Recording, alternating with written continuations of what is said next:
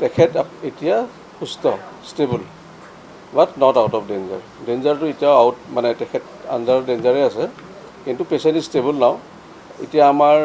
blood প্ৰেছাৰটো medicine নিদিয়াকৈ তেওঁৰ নিজে নিজে ভালকৈ বহুতখিনি উঠিছে 110-70লৈ উঠি আহিছে পেচাব হৈ আছে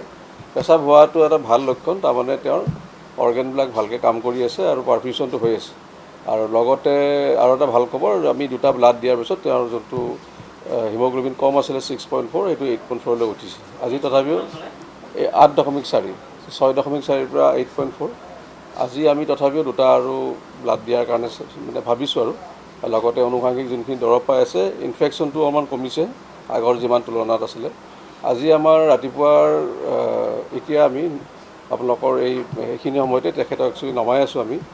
নমাই পেলাই তেখেতক আমি MRI এটা কৰাই ল'ম গোটেই স্পাইনেল কৰ্ডৰ মানে চাৰ্ভাইকেল যোনখিনি নেক গলৰ এৰিয়াটো চাৰ্ভাইকেল বুলি কয় আৰু তলৰখিনিত নিচেছ থাকে সেইখিনি ডৰচেল বুলি কয় কিন্তু গোটেই একদম তললৈকে স্কিনিং কৰি স্পাইনেল কৰ্ডটো চাই ল'ম কাৰণ বহুতকেইটা ঘাপ তাতে পৰিছিলে আৰু পেটৰ এটা আৰু ভালকৈ আল্ট্ৰাচাউণ্ড কৰি ল'ম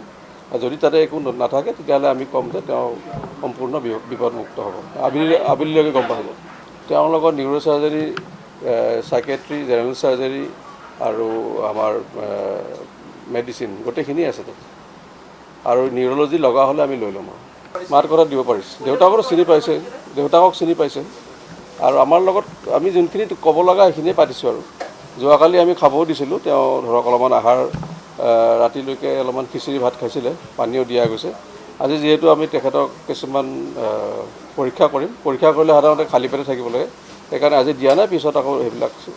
আৰম্ভ কৰা যাব মানসিক যোনটো দিশ আছে সেইখিনিৰ কাৰণে তেওঁৰ অলপমান সময় লাগিব সেইখিনিৰ কাৰণে যোৱাকালি যেনেকৈ কোৱা গ'ল তেওঁলোকক আমি চাইকেট্ৰিক কাউন্সেলিং মেডিচিন যি লাগে অলপ মেইনলি কাউন্সেলিং লাগে আৰু এটা এটমস্ফিয়াৰটো